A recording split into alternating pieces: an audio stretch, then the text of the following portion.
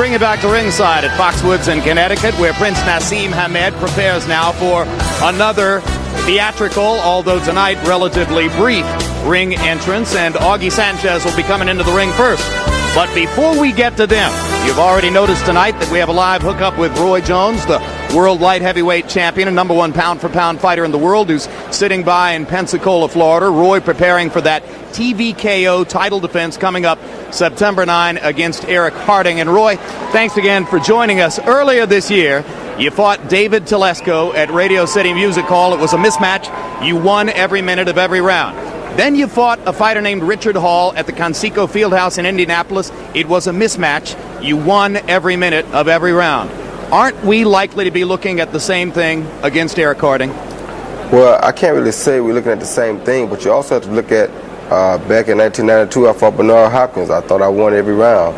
94, I fought James Toney. I thought I won every round. I just like to do my job exceptionally good. I like to go out there and make sure that there's no doubt. I like to try to win by as big a margin as I can. So is that the heart of the matter in the pay-per-view attraction? Tune in to watch another virtuoso performance by Roy Jones, the world's best fighter, and see if he can win every round? Not only that, there's always other things involved around Roy Jones Jr. There's a theatrical entrance that I cannot stop doing because I love doing this. Actually, Hype Williams is helping me choreograph my entrance to the ring for this fight. This is a big fight for me because it's in New Orleans. All my fans from back when I was 10 years old can come watch me fight now. So I think it's a beautiful thing, and proceeds from the fight will go to the Muhammad Ali Foundation to help feed starving children all over the world. Are you willing to tell us that Eric Harding is better than we think he is? Well, he broke the guy's jaw last time. He broke his rib and his jaw. So obviously he punches a little harder than we thought he did.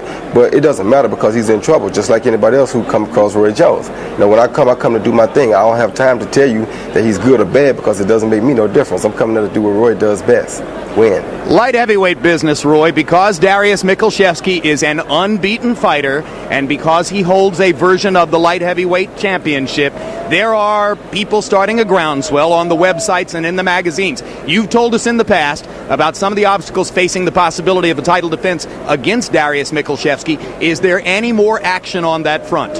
No, there's no more action because from what I'm seeing, he's not doing anything any different. As a matter of fact, they gave David Telesco one of the most terrifying contracts for a fight that I've ever seen. I'm actually glad that whichever one of them got hurt so that David Telesco didn't get treated so bad. And it's ridiculous the way that some people treat people. I mean, if he wants to be a man and be like I am, do like I did. David Telesco followed me asking to fight. The first opportunity I got, I gave him a clean, fair fight. He made good money, and he got everything that he asked for. Now they're trying to enslave the kid just because he wants a shot. If Darius is so good, tell him accept those fights and give the guys a fair deal. Then he can come see me. But with the way he's talking to those guys, it tells you how he talks to me. When I sent my people to talk to them, they wanted the bigger share of the money. I got 5 titles. I'm pound for pound the best fighter in the world. Who do I have to duck? Come to me and you can get it, and you know that. I don't duck nobody. Tito say he wants to come up. I wish he was up here tomorrow. Whoever wants to come get Roy, no. All you have to do is say the word and it's done. All right, well, let's talk about business outside the light heavyweight division. You've talked about heavyweights, and the headlines followed that around. It hasn't happened. Now we're hearing the possibility of a big meeting with Felix Trinidad a year and a half, 2 years down the road, and that would require him to come all the way up to 168 and you to go down 7 pounds. Is this the new tack for improving your place in history, is the possibility of going down to fight Trinidad? No, it's not doing anything for my place in history. It's just that I love a challenge. Anybody that wants to step up and challenge me, it's very difficult for me to not take it. And if Felix says he wants to come up and face me, it's like my problem is going to be waiting for a year or a year and a half, because when I hear that, my teeth start grinding, my fists start just moving real fast at night when I'm trying to sleep, because I cannot stand to see a challenge and not be able to get to it. So when he says things like that, he needs to be ready now if he's going to say it, because I don't want to wait 2 years down the line or a year and a half. I want to go now. So whatever comes up first is what I take. All right. Thanks very much for your time, Roy. Looking forward to seeing you in New Orleans on September 9. TVKO will bring it to you live.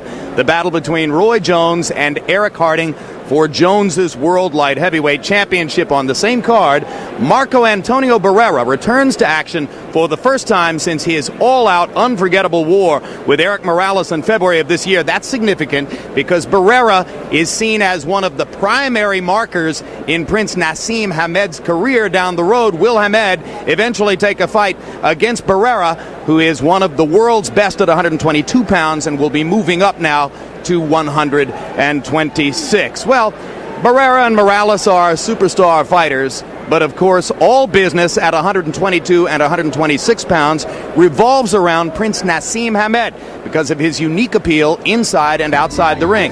It can't be a happy circumstance for those fighters to hear Naz say he's getting better as he learns to box.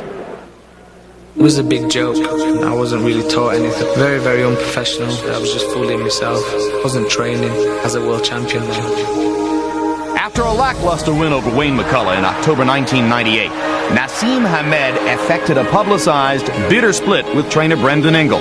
Naz had grown tired of the way his career was handled by his lifelong mentor.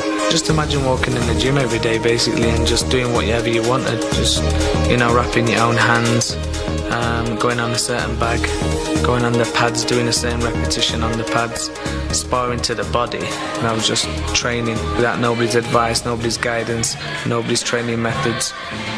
In came Oscar Suarez, and immediately he recognized the confusion and lack of discipline in the champion's corner. He couldn't believe how Naseem used to train. He used to walk in the gym when he wanted, train whatever time he wanted. We really didn't have a set program. I knew the minute I started training him that he definitely need to be trained in a different way. The way he day train him and this and that, I seen amateur trains better than that.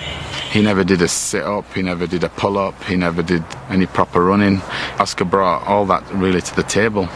Suarez went to work on the out-of-shape champion's strength and endurance.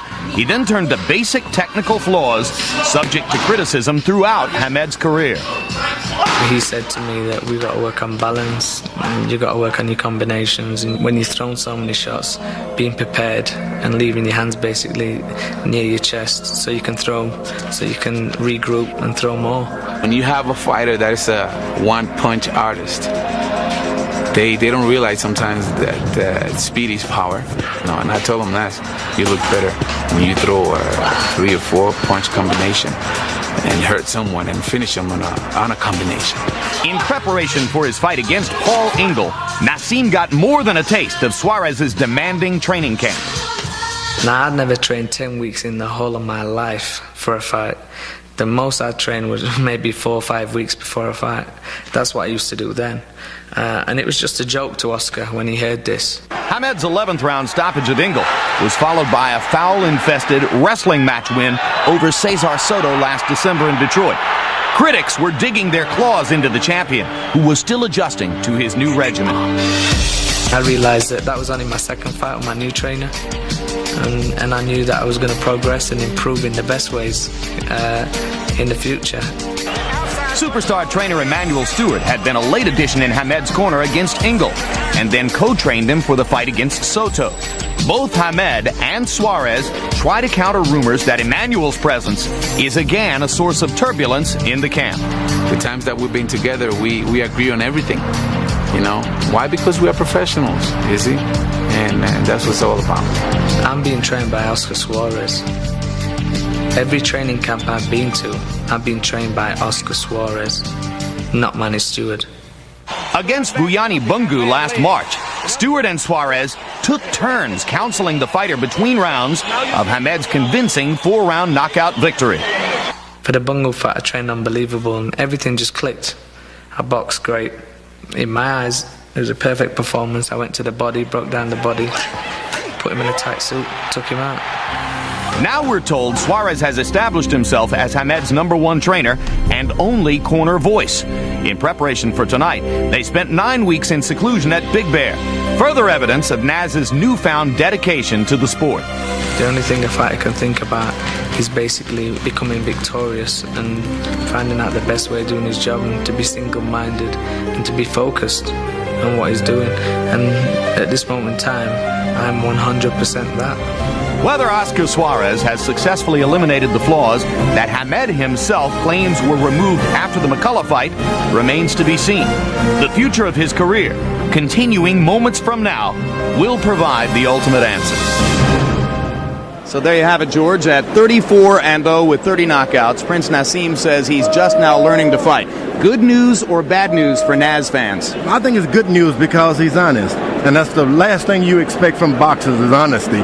If he's learning and he's telling the truth, that means that the other fighters are going to be in a lot of trouble for a long time. Well, we shall see. There are plenty of big fights on the table if Naz can arrange to take them somewhere down the road. And Larry Merchant, Augie Sanchez comes in here after so many people turned down the fight. Marco Antonio Barrera and Derek Morales, noteworthily, neither of them really ready to take this fight so quickly after their huge war in February. There were at least 4 other better-known fighters who turned down the opportunity to be here. So here comes Sanchez. 27 fights. He's never been past the 7th round. He's never fought a name opponent. Is there any chance he can be competitive with Naz here? Jim, the first thing that comes to mind is that the other day he had to show identification in order to get into a casino. You have to be 21 here to get into the casinos. The appearance of this fight is that it's a kind of tune-up for another Prince tune-up. But just in case the challenger turns out to be competitive, here's why it would have happened. He was a top amateur. He beat Diego Corrales, the 130-pound champion who's unbeaten. He beat Floyd Mayweather Jr. in one of their 4 fights, another 130-pound champion, as an amateur. So he's got some stuff going. He can punch a little bit. Just as well that he hasn't gone all those more than 7 rounds because he's taken guys out. That can't count against him. Further than that, he is called Kid Vegas from Las Vegas. Maybe he'll get lucky. He once did get lucky. As a 9-year-old in a boxing tournament, there was another 9-year-old who was a round card girl. That 9-year-old, named Dawn, turned out to be his wife. That's a long shot. Yeah, but they're total favorites together now. And here's the tail of the tape for Augie Sanchez against Prince Naseem Hamed. You can see that Sanchez is 22 years old and a young-looking 22. That's why he got carded to get into the casino. 2 inches in height advantage, 3 inches in reach advantage. They weighed in at 126, and once again, the local commission here does not allow us to weigh the fighters in their dressing rooms before the fight, so we can't tell you how much weight they've gained since yesterday's weigh-in. Punch that numbers, Larry. Hey, look at their activity. You can see Sanchez throws many more punches. What we have noted in the past is that fighters who threw a lot of punches when they fought Hamed would be reduced to half as many punches or so. If Sanchez can maintain that activity, perhaps he has a shot. Power punches, that's where they're both coming from. Hamed is the biggest puncher in the featherweight division. Sanchez does have some pop. And rules of the bout from Kid Orangeburg, New York, Harold Letterman. The Prince Naseem Hamed Augie Sanchez fight is scheduled for 12 rounds using the unified rules of the Association of Boxing Commissions. There is no standing 8 count, no 3 knockdown rule. Only the referee can stop the fight, and you cannot be saved by the bell in any round, including the 12th and final round. Jim. Well, Augie Sanchez's mother-in-law, who is the wife of his trainer, Pat Barry, decided that he should have a special entrance tonight too, Larry. Well, it certainly is a Kid Vegas-like entrance. Viva Las Vegas, complete with Elvis impersonators.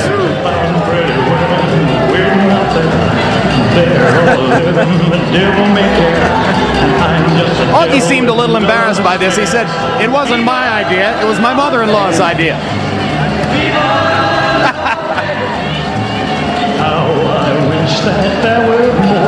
And we told you the record when he lost for the only time in April of 1998, knocked out in the first round by a journeyman. His Vegas-based promoter, Top Rank, dropped him, and the Vegas newspapers more or less quit paying attention.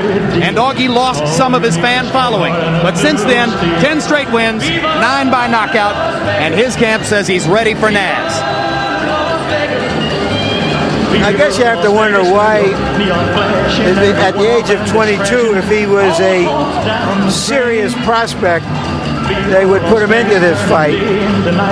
But $300,000 purse, where else can he make that kind of money? Whenever could he make that kind of money?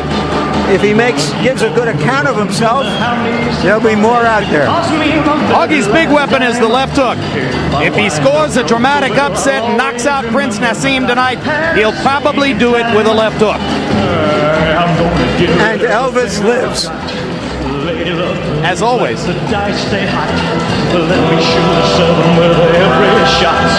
Viva Las Vegas! Viva Las Vegas! Viva Las Vegas! Viva, Viva Las Vegas!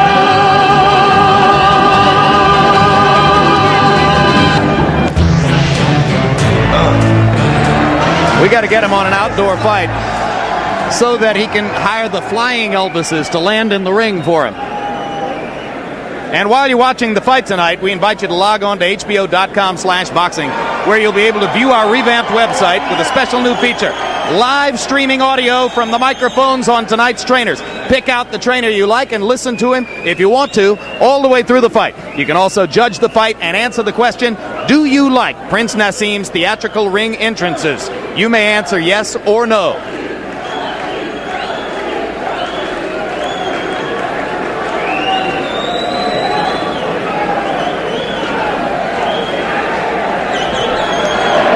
Larry, we talked about the number of fighters who turned down the opportunity to be here with Prince Naseem Hamed tonight. Let's take a look at some of the more recognizable faces.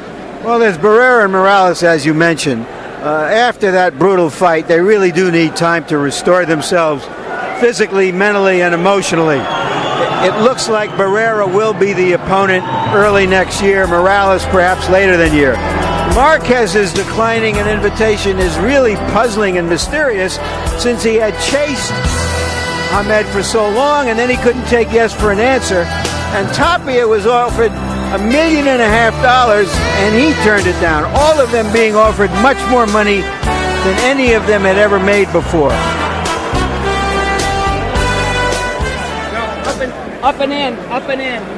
Bottom line is, it's one of the highest compliments the boxing community has ever paid to Prince Naseem. Well, in a way, it's saying, I'm not ready to get beaten up yet. I mean, that's what people are going to interpret it as.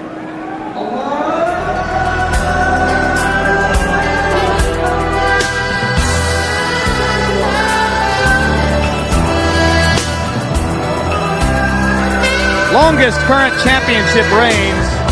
Some of the top fighters in the sport having held general dominance of their divisions for long periods of time. And you can see that Prince Naseem is fourth on the list, behind three of the better known and more accomplished fighters working today. And one of the fighters who's not on that list because he's held different titles, of course, is Roy Jones. But you're going into the top guys in the game right there.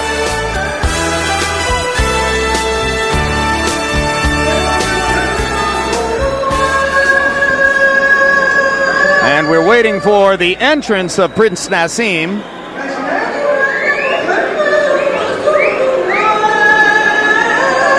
And this is Augie Sanchez's position as he waits for the champion to arrive. You know, it's interesting, Jim. We've talked about Naseem's declining a natural rematch with Kevin Kelly. Kevin Kelly, who's from New York originally, now lives in Vegas. And he sparred with Sanchez, and he played the role of the Prince. I'm sure Kevin enjoyed that.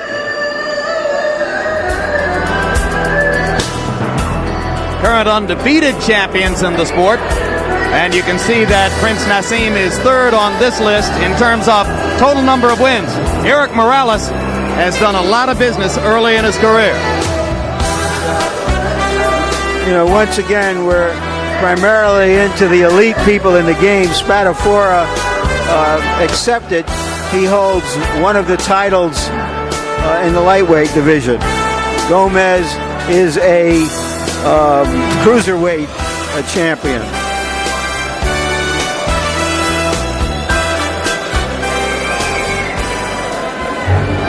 And now here comes Prince Naseem. Put y'all up on something, man. Yo, when you see something ill, you know what I mean? That shit is woke. Anything ill you see is woke. Nigga have a big 6 at the curb, that's woke, okay? Especially if he got the fully equipped kid on it, it's woke. Like, you know what I mean? Like, yo, I had this bad bitch in town, she was woke. Had me fucked up in the head, I mean. Bought the bitch diamonds and pearls, I mean. Should've seen them shit shining on the wrist. Now money ain't a problem, see my dough is like. Pulled out my bank on y'all niggas like. You wouldn't believe that in private. He's very thoughtful, well-spoken, bright, quick. But when he gets out there, when the showbiz light goes on, he's on. Front like they had the manpower, like more or less. More so, I ripped it so I lived a fast life. Come through with the port slow like whoa. My nigga, like dough, nitro, might flow, nice clothes like whoa. East Lake, cocaine like whoa. Now I'm Doc Strange in the range like whoa. 100 miles an hour switching lanes like whoa. Plus I'm getting brain from this chick like whoa. Fingernail with the asshole like whoa. Team floor switches and bitches like whoa. 9-9 jag bitch cool like whoa. Keep them cheese lines on your blocks like whoa. Grenade through your window bitch like whoa. Love to see me do this shit like whoa. Niggas put me through this shit like whoa. So I'ma go toe to toe, blow for blow. All champions have egos. But if ego was a crime, the Prince would be on death row. Nitro, might flow, life flows like whoa. We back it, then flip it like whoa. Cars be jacket, then strip it like whoa. And if ego is a virtue, the Prince is king. Yep. Asking for short shit, nigga like whoa. Half on his quote, now nigga that's whoa. Flow so properly, you'll see I'm whoa. I'm deep like whoa. Dusty properly, deep like whoa. Hear my name in these streets like whoa. Must I pound the concrete like whoa. So this bitch ass feet like whoa. The man ain't judge whoa. COs ain't POs ain't play yourself. And once again, the record 34 wins, no losses, 30 knockouts. He had a string of 19 knockouts in a row that was snapped in the 12-round decision against McCullough. Later went 12 rounds again against Cesar Soto in that horrible wrestling match in Detroit. But then restored much of the luster with his 4-round destruction of Buyani Bungu in London. And now let's go to ring announcer Michael Buffer to keep it going. Ladies and gentlemen, from Foxwoods Resort Casino here in Connecticut, Prince Promotions, in association with Codemasters, Phantom Boxing Incorporated, and ART, proudly present 12 rounds of boxing for the Featherweight Championship of the World. Sanctioned by the WBO and the Mashantucket Pequot Athletic Commission. Chairman Joey Carter, Vice Chairman Richard Butler, Executive Director Joe Letelier, Commissioners John Burns and Peter Timothy. The 3 judges assigned at ringside who will be scoring the bout on the 10-point must system are William Hutt, Luis Pabon, and Clark Sammartino. And when the bell rings, your referee in charge of the action, Michael Ortega. And now, ladies and gentlemen, from Foxwoods Resort Casino in Connecticut, for the thousands in attendance and the millions watching around the world, let's get ready to rumble!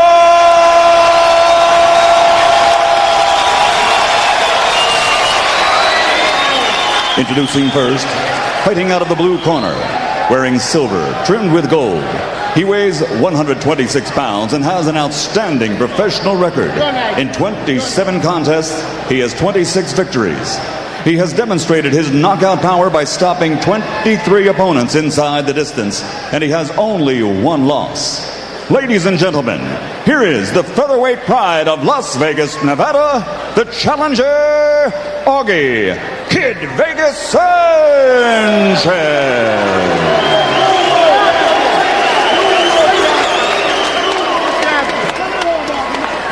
And introducing in the red corner, wearing leopard with Adidas trim, weighing 126 pounds, also his professional record is a perfect one, consisting of 34 bouts with 34 victories, including 30 knockouts, and he is rated pound for pound among the best in the world today. From Sheffield, England, here is a man who is proud to honor his father and mother and the heritage of his family with Allah Akbar Muhammad Al Rasul Allah. Ladies and gentlemen, presenting the reigning and defending undefeated featherweight champion of the world, Prince Naseem Ahmed.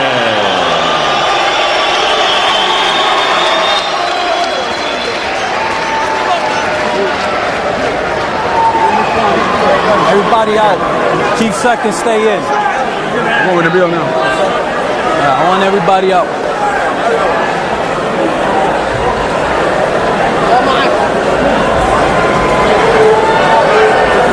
Hang loose a sec. Let me get everybody out here.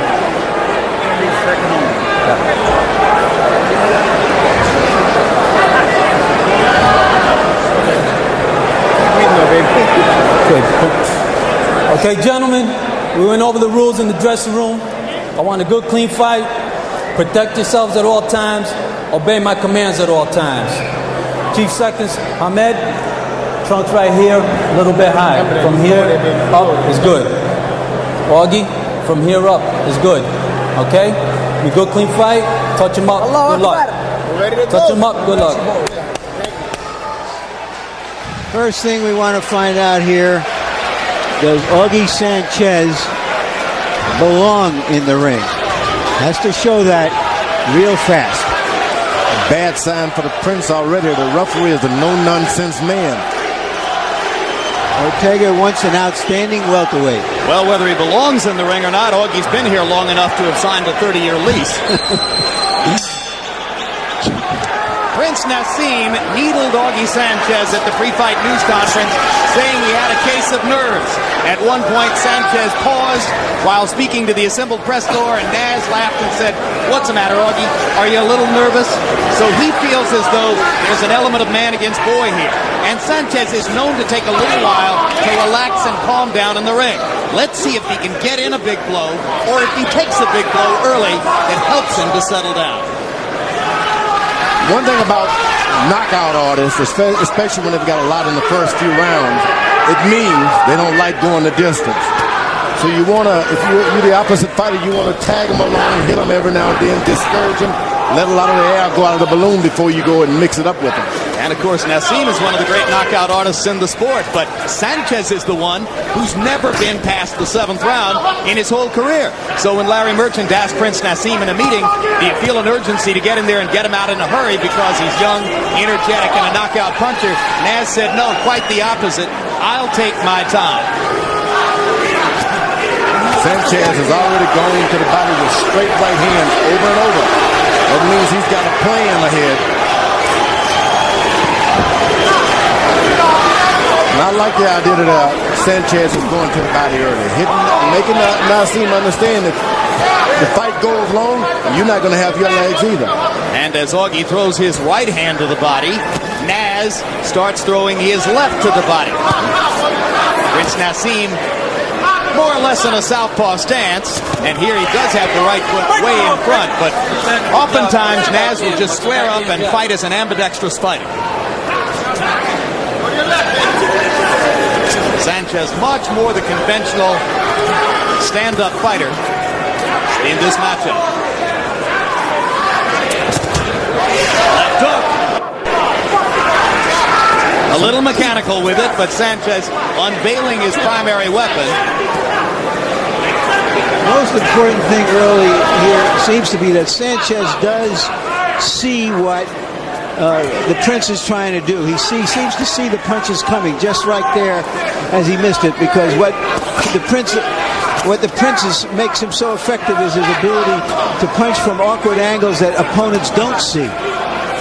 Prince was able to get him with a straight left hand that time. That's not a good sign. You want that to come later on when he's got his legs kind of slowed up a little bit. I would just add one thing to what you said, Larry. It's not just that he punches from extreme angles, but he does so with knockout power in either hand. Right. When a punch comes from an unorthodox angle and it's not seen, it carries even more power. No question. Right hand lands for Naz. First round was tactical. And as Prince Naseem goes to his corner, the first man to step into the ring to talk to him is Oscar Suarez. Before the fight, Emmanuel Stewart told me Suarez will talk to Naz the first 3 rounds, then he'll go in for the next 3 rounds. More to the chest, okay, fight. Never seen that before. Left hand, I want it more to the left and he sharper, is unorthodox. Right? Don't be lazy with it. Okay, now. You throw that left hand, all right? We have to follow with that hook. And again, I want you around the clock, okay, fight. All right, set him up nice. All right, like Manny says, it's not gonna be easy. All right, to get hit in the early rounds. Yeah, I want work that jab and get into the flow. Get your rhythm. Catch him with your jab. Catch him with your jab. Put your hand on the way of his right hand and put your left foot outside. Yeah, baby. Go. Shot, Sanchez was brought up in boxing by his father, who trained him until he died last year. Pat Barry, the new trainer, is his father-in-law. Right back to the body goes Sanchez again. He isn't doing much offensively yet, Sanchez, but he's showing some nice poise in here. Well, you talked about how fighters' punch outputs go down against Prince Naseem, and Augie threw only 28 punches in the first round. Naseem lands a right-hand uppercut, the first telling blow of the fight. Good right hand to the body by Sanchez. That one hurt. Prince even tries to hit him back in the body because of it. You're right. He's got a plan, doesn't he, George? I mean, you can stick to your plan 4 or 5 rounds. Things can happen. So he wants to use the straight right to the body, eventually to set up the left hook. So you just want to take all of the jumping power out of those big, strong legs of the Prince. Then you can start landing a good jab and things like that. Straight right hand lands on the chest for Augie Sanchez. Naz begins to jab with the right hand. Left cross by Prince Naseem.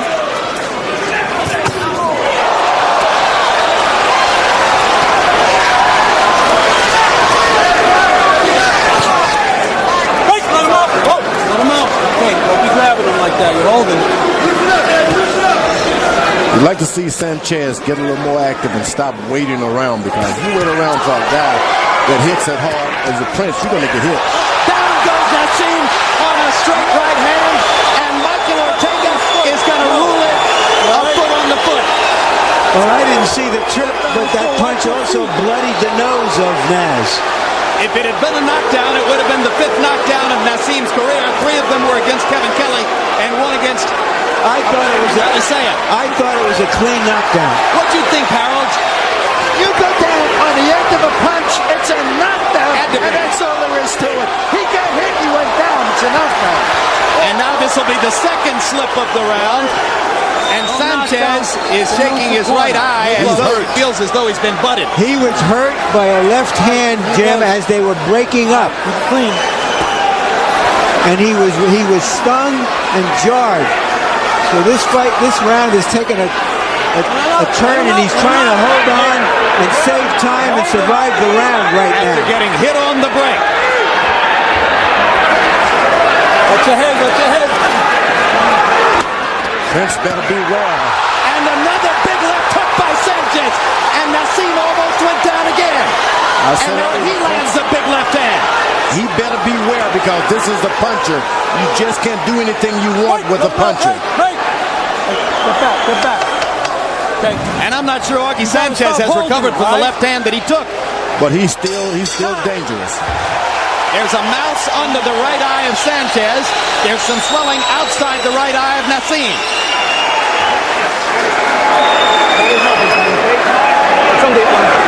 Hey, come this one. That was a real nice wake-up call, huh? Okay, don't get lazy on me now, okay? All right, fight? Don't get lazy on me. Take a deep one. Hey, how about him, huh? Ortega! Hey, take care of those. Where's the pushing? Take care of those. Knockdown or not? Let's see if it's a knockdown, if we can see their feet. 2 right hands To me, that is a knockdown. We still don't see the feet. We don't see the feet. Right, left.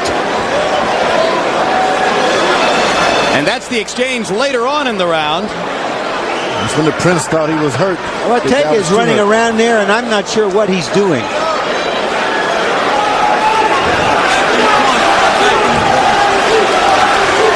Power punches in round number 2. Naseem 16 out of 30. Sanchez 13 out of 24. An even fight. Sanchez lands another left hook and a straight right hand. And Naz laughing, but had to get out of the way as he was off balance and almost down again. You just can't play with punches. You got to get serious. Get those guys off the ball of the feet so they can't hit you. Blood trickling from the nose of Prince Naseem. If you're one of those viewers who's tuned in hoping to see Prince Naseem get his block knocked off, this may be your night. Well, there are always people who want to see a big mouth shot. Whether Sanchez is the guy who can do it is problematic, but he's certainly giving us more than most people expected. Sanchez has not given up his body attack. Down to the body with the right hand, straight right hand. Makes a difference when you start landing those shots on top when the body is hurting. And Naz, of course, sticking with the high-risk style, his hands below his waist. Guys like Pereira and Morales sitting around watching with their hearts in their throats, thinking, here goes my million if this guy goes down. And Naz lands a big left hand against Sanchez, and now Sanchez comes back with a right hand of his own. It's a Pier 6 brawl in round number 3. Shades of the Kevin Kelly fight. Hard right hand by Naseem, and Sanchez held on and went down, and Ortega calls that a slip too. Sanchez really has to gather his forces now, fight the fight he wants to fight, not try to get into a brawl with a big puncher. You know what happened? I do believe the Prince has had a double dose and an overdose of too much doctrine about the boxing. He's an instinctive fighter. He needs to be in condition. Leave him be. That's over. Blood on both fighters.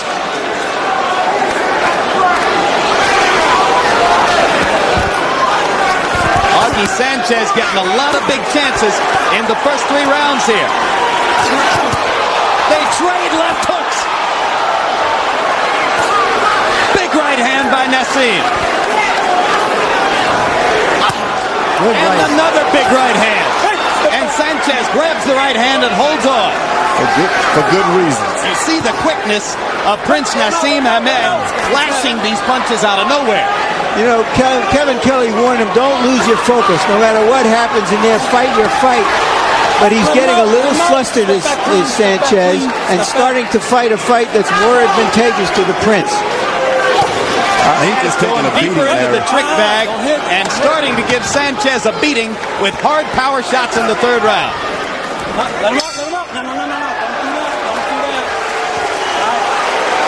Naz laughing as he goes back to his corner. Is he whistling in the dark? You knew you had to work tonight. It's a championship. You're the champion, that's all. You got him so frustrated out of his game. Just stay basic, baby. Augie, are you listening? Nothing there, Doc. I'm great. How are you? Nothing there. Close your eyes a second, okay? Nothing there. All right, listen now. The fight is over with. Let's go back to the 2nd round and see if we see anything more. What it looked like was there were 2 clean punches, and Hamed tripped over Sanchez's leg, but it was not a deliberate trip. It should have been accounted as a knockdown. And there you saw Prince Naseem holding onto the rope as Sanchez was punching him and trying to knock him down. And then Naseem with the big left.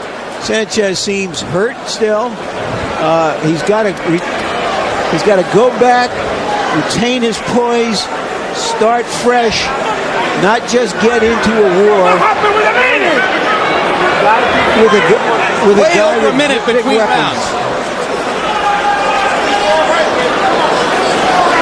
According to the timekeepers, there's more time because the doctor was examining. Sanchez's eye. Mike Ortega called time for the doctor. Sanchez benefits. Right. Thank you, George. He needed Sanchez a wake up. He benefits. needed something to help. This was a good break for Sanchez. Augie Sanchez got an extra 30 seconds there, Harold Letterman. What do you make of that? Okay, Jim. When the doctor comes in, they call timeout, and then the corner gets a full 60 seconds to work on the fighter, and that's the way it goes. It makes the cornerman get out of the way so that the doctor can look at the cuts. In any case, 30-27, 3 rounds to nothing. Prince Naseem Hamed. You couldn't take the second round away from him because Mike Ortega didn't call it a knockdown, and at the end of the round, Augie Sanchez was virtually out cold. Yeah, well, but common sense to me says that Sanchez won the round. I gave the round to Sanchez. Prince is throwing punches from behind his back. Yeah, the Prince's confidence doesn't appear to have been shaken. Unless, of course, he's putting up a pretty good front. He's in with a puncher, and these punchers will hurt you. Every time they hit you, they'll scratch you, they'll bruise you, and that's the way it goes. But he's in with a puncher who's throwing about 30 punches around, and Naz is throwing more than 70. And there's a huge left hand to the temple of Sanchez, who went to the canvas, but Ortega was already pulling Naseem away from it. 1 point. And now a point deducted from Naseem for holding. You hit him down, okay? Said from the beginning. All right. Harold, tell me. Jim, Mike Ortega took a point because the Prince hit Augie Sanchez. The Prince hit Augie Sanchez when Augie was on the floor. Augie slipped out and the Prince hit him. And that's why he took the point. But in doing so, he took away a potential knockdown from Prince Naseem. No, I don't think it was a knockdown, it was a slip. But even still, Sanchez is on the floor, the Prince leans down and he whacks him. All right, we're midway through the fourth in what has become a wild affair. No. Let him out. Let him out. Step back. Said early on, this was a no-nonsense referee, and Prince, he doesn't benefit by those. The Prince does. No, in fact, a no-nonsense referee in Detroit in the Cesar Soto fight might have meant disqualification for the Prince. Oh, man, that was a knockdown. That one could have been a knockdown as well. Sanchez has been smart. When he was hit like that, he fell in to the Prince and then went to his knees. I think the referee hurt him by not calling it a knockdown. Sanchez out on his feet again as Naz lands a left hand to the face and to the body. Naz laughing as Sanchez again slides down the front of him. Left, right. And once again, you see the awesome punching power of Prince Naseem Hamed. And that's going to be the end of the fight. Ring doctor into the ring. Mike Ortega there before they can start a count. Hamed knocks out Augie Sanchez. I can tell anyone, if the Prince comes close to your hometown, you better go out and see this. This is a phenomenon. This is it.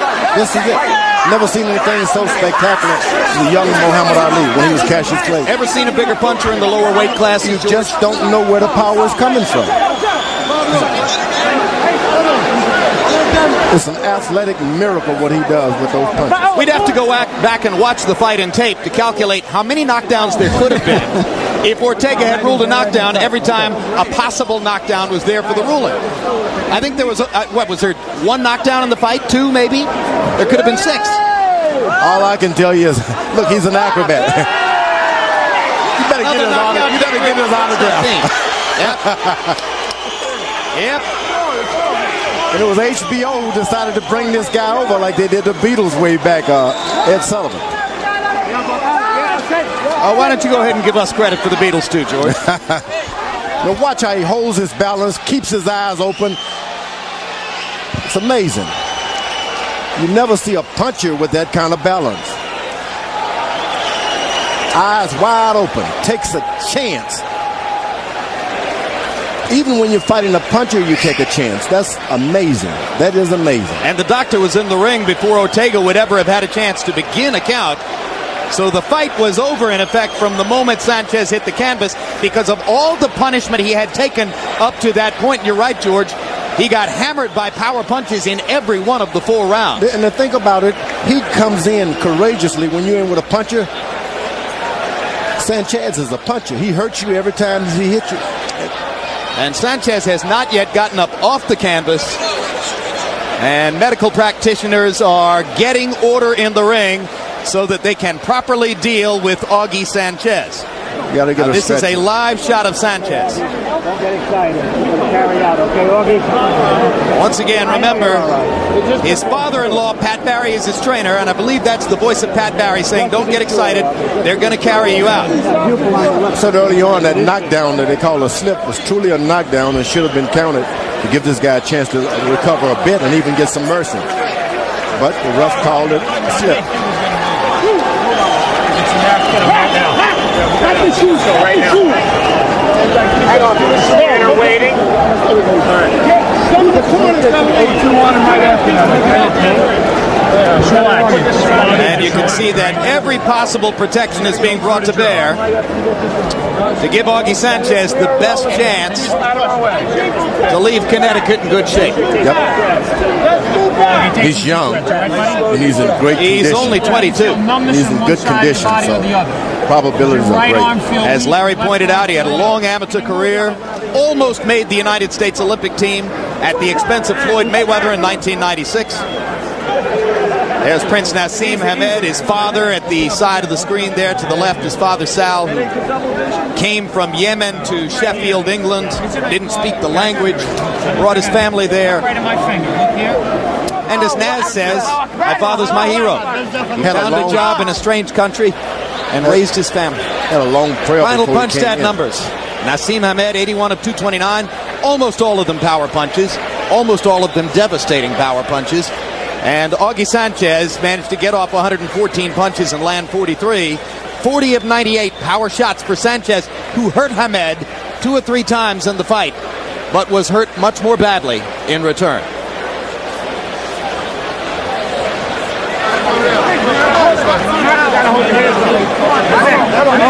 Probably don't want to upset the Prince. Out of the ring. Let's move. Now, Prince Naseem talking to trainer Oscar Suarez at the far corner of the ring as he and his group gather and try to stay out of the way while Augie Sanchez is lifted onto the gurney. You really want to hope that everything is going to be okay. Well, I think he was conscious, George. It looked to me as though he was conscious and listening to his father-in-law, Pat Barry, as he was told what was about to happen. That's Pat Barry in the shiny silver shirt, leaning in just above Augie's chest. And both men to the left of Pat Barry are doctors.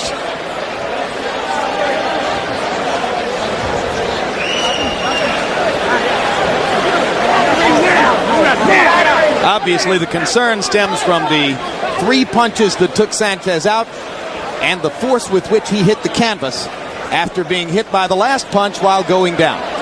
You can understand why the other fighters decided they didn't want this boxing match. There you have it. That's why 6 guys didn't find the money quite appealing enough to be here on August 19. Guys ridiculed the Prince for his style. Some have even stepped up to say, well, maybe his punching power isn't everything people say it is. Those are not the guys who've been in the ring with him. No, this guy can punch. He hits. Doesn't have the appearance of a true hitter, but he hits. Hey, don't push my dad as well. Emmanuel Stewart points to Naz's powerful legs, soccer legs as he calls them. You know, it's strange though. He got in trouble one round. He sat down on the stool. The second round, he started looking to Emmanuel Stewart. Yeah. That tells you what he should be doing then. Well, it'll be interesting to see how he works out the politics of all that. So far, it has not seemed to affect him negatively, although this is the second time, George, this is the second time that you've looked at one of his fights and said, we're trying to make him a boxer. He's a natural the way he is. Get him in good shape, keep his eyes clear, his life clean. He's going to do the rest for you. That's a hard decision for a trainer to just go and say, the pictures you saw earlier. I'm sorry, George. Pictures you saw earlier, incidentally, Augie Sanchez's wife and mother-in-law leaving the arena ahead of him. And now medical practitioners carefully taking Augie from the ring and no doubt to the nearest medical facility. We saw this the last time we were here at Foxwoods when a young man named Reyes Munoz was put in with Arturo Gatti in a very ill-advised matchup. Munoz wound up going to a hospital. Sanchez had many more qualifications for being in the ring with Prince Naseem. But Naz is a destructive natural phenomenon. Let's hope that Foxwood, and certainly they should have as good a facility as the other places, huh? Let's hope this is all precautionary. And now let's go to ring announcer Michael Buffer for the official particulars. I would like to let everyone know that Augie Sanchez is wide awake. He's fine, just as a medical precaution. He's been taken out. A round of applause. He can hear you, folks. Let's give him a hand. Referee Michael Ortega calls a halt to the bout at 2 minutes and 30 seconds of round number 4. The winner, and still the undefeated featherweight champion of the world, Prince Naseem Hamed.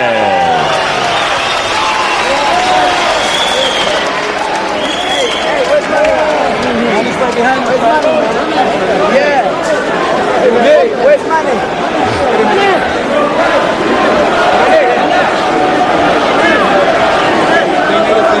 So Prince Naseem clocks his 35th victory, 31st by knockout. We continue to look down the road toward the possible matchups with great fighters like Marco Antonio Barrera and Eric Morales, and maybe someday at 130 pounds, Diego Corrales and Floyd Mayweather. But now all of those guys have yet another chapter to think about in developing their perceptions of Prince Naseem Hamed. This is some kind of champion who sits and offers his title available, and all the contenders say no.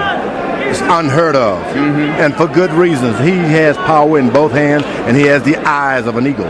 It's interesting, George. Traditionally, fighters with this kind of talent, they clear out their weight class and they move up seeking new opportunity and money. We talked to Naz yesterday about going to 130 to fight Floyd Mayweather Jr. or Diego Corrales, and he said, hey, wait a minute, haven't I moved up enough? It was a very interesting take, because basically what he was saying is, my talents are maximized in this division. That's right, and I've never heard it said so cleverly. The guy said, look, I can do it good at this weight, why should I move up when I'm just what I want? The perfect power, perfect leg weight, everything. Why move? Yeah, in fact, Naz said, hey, is somebody asking Tiger Woods to put on 15 pounds? He's perfect for what he does. Let's go to Larry Merchant in the ring. All right. Thank you very much, Jim. All right, congratulations. Congratulations, Naz. A question. There was some disputed knockdowns on both sides in this fight. It's got to be with me, you know. You know I bring drama, excitement. You know me, Larry. From a wicked entrance, from a flip over the rope to a knockout. Now, wait. The main thing is, I just hope the guy, I wish that Allah makes him nice and safe and there's nothing wrong with him at all. That I first pray for Allah. And I bless I want to thank Allah first for my win, for an unbelievable win. I came with a little bit of a sore throat, bit of a husky voice, but I'm ready, man. As you've seen, no matter what happens here, I've got my faith in Allah, and I will always prevail. Second round, he hit you twice. Yeah, I know. You tripped. Was that a real knockdown? Did you when you remember? I felt that my feet was a bit off balance, but I give him the shot. Yeah, I think he may should have got that knockdown. But saying that, it's up to the referee. Right. But saying that, all right, maybe we'll be able to get it up here on our screen. But if we can't, there were also one or two occasions when you might have knocked him down, but he sort of draped himself on you and went to the canvas very shrewdly. How many times did he do that, Larry? I remember a couple of times at least. Well, I'll let you know. It was more than a couple of times. Every time I hit him with the right hook, it really hurt him bad, and it's done. And that's what I'm telling you. Featherweights with Prince Naseem, when they get hit, it's a whole different story. When they get hit, it breaks the concentration and they get ready to get knocked out. I just hope that they're all safe. That's what I hope. Well, at the end of the day, or at least of the night, did this kid belong in the ring with you? You seen the guy knock me down. You seen the guy give me problems in some of the rounds. How can you say that should he be in the ring with me? Of course he should have been in. He's only lost one fight. He's got the same knockout percentage as me. Don't tell me about should he be in the ring with me. I pick out the best. I picked out a fight. I picked a fighter that is basically harder and a better puncher and more dangerous. The Barrera, Morales, all of them guys, and they never came to the table except Augie. Damn, I'm looking good. All right. Barrera and Morales, many observers feel, will be fights that really define you as the great fighter you want to be recognized as. Yeah. When do you think you will get in the ring with them, or vice versa? Listen, I tell you, and you know, Larry, that I wanted them in the ring for this fight, and they wouldn't come. Now you can tell there's a little bit of a thing on my throat, but you know what I mean? I came to the ring as a champion, as a 5-year celebrating my reign, and that guy tried to destroy it. But Morales and Barrera will come 2001 when they want it. And when they want it, they'll get knocked out, because I want it now. Thank you very much. Congratulations for another knockout. I bear witness, there's only one God, Allah, and Muhammad is his final messenger. That's what I said, Larry, on the Bungle fight. Thanking you. All right, Jim, back to you. Well, while we wait for the big fights, Prince Naseem is scheduled next to be in the ring November 4 against a mandatory challenger named Istvan Kovac. He's not on that list of all the terrific fighters we want to see Naseem fighting in the years to come. George, I don't mean to be disrespectful, but is there some kind of a helmet that Istvan Kovac could wear into the ring against this guy? Head protector or something? Larry asked, as far as I'm concerned, the most profound question. In the long run, was this guy supposed to be in the ring with him? Right. You know, it took a lot of nerve, but he did ask that, and I'm proud of him for doing Well, so. hey, listen, and I give Naz credit for being sportsmanlike enough to give all the credit he possibly could to Augie Sanchez within the interview. Yeah, well, he Larry, didn't belittle him. Pretty brave, Larry. All right, well, let's... Good question. You want to offer a final word on Naz's performance here tonight and the knockout of Sanchez? Well, my first thought is that he did in New England what he did in Old England last time. He stopped the guy in the 4th round. But basically, I think that it's an illusion that Augie Sanchez belonged in the same ring with Naz. Augie Sanchez did not have the record of opponents to fight Naz and have a serious chance to be competitive. Yes, he made it interesting for a couple of rounds, but it was clear he was getting hurt. It's like a guy in a mile race who runs out in a fast quarter, and so he's competitive for a quarter. That doesn't mean he's a competitive miler. And Sanchez was not a competitive opponent. He was, as it turned out, I believe, a tune-up for what is going to be another tune-up in Naz's next fight. There are better fighters than Sanchez, who may not be Morales or Barrera, but can give him some more serious competition. Well, don't tell him that. Tell him only Barrera and Morales can give him serious opposition. Yeah, all right. Meanwhile, a primary piece of business for the evening. We asked you on the website, do you like Naz's theatrical entrances? And as you look one more time at the vicious knockout, which quite properly ended the bout, we will give you the results. Your website responses on the question of whether you like Prince Naseem's theatrical ring entrances. 55% of you say no, only 45% say yes. We will forward the results to Naz and his handlers immediately.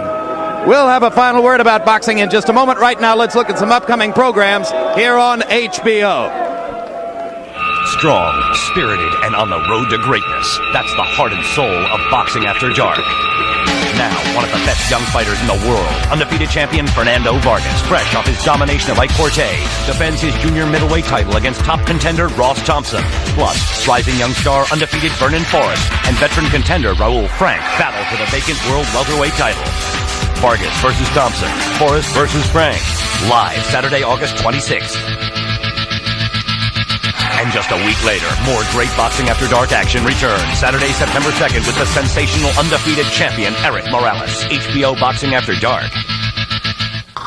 Dan, if you're going to be a part of the Inside the NFL team, it's critical that you understand our game plan. First, the formation. Nick is wide left, I'm split right, and Lenny and Chris, they sort of clog up the middle. You're in the rookie seat. Know your assignment, get the job done, no mistakes. And another thing, Dan, no slouching. Sit up. Now look at the perfect form that Chris displays here. The hand gesture. Never speak without a hand gesture. And you've got to come up with your own signature move. Something like this. And Dan, you have to begin every sentence with, when I play the game, because the viewers love that. Okay, let's practice. You've got to be ready for anything. Dan Marino, looking to make his mark on Inside the NFL. Premieres Thursday, August 31st on HBO. Now, when I played the game.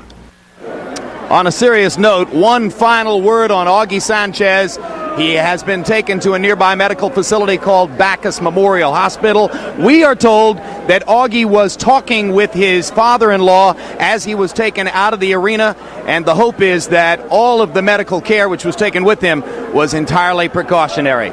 Certainly, we expect to be able to learn more in the next 24 hours. September 9, boxing fans are in for a unique programming doubleheader. During the afternoon, HBO's KO Nation comes back, with heavyweight sensation Clifford Etienne appearing once again, and Bronco McCart in a rematch against Winky Wright.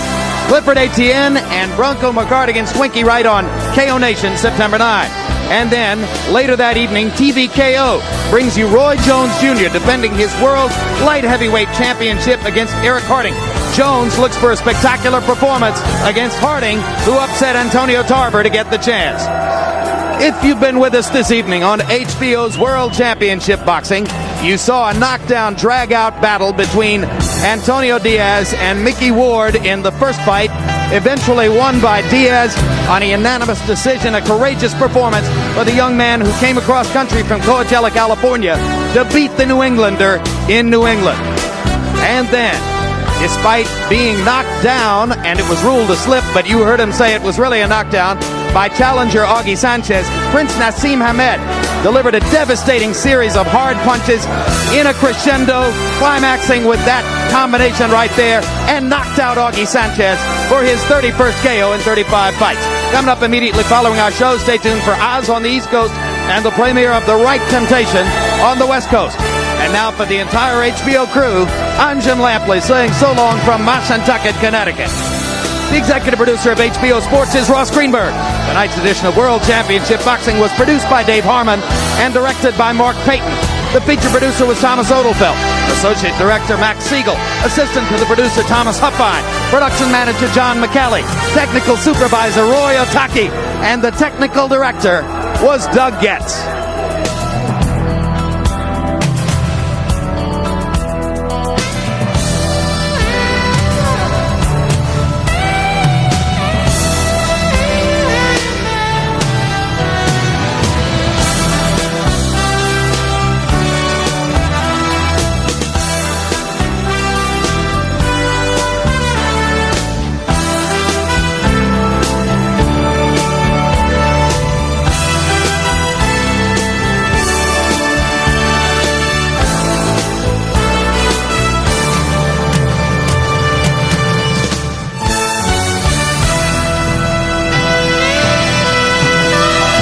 This has been a presentation of HBO Sports, the network of champions.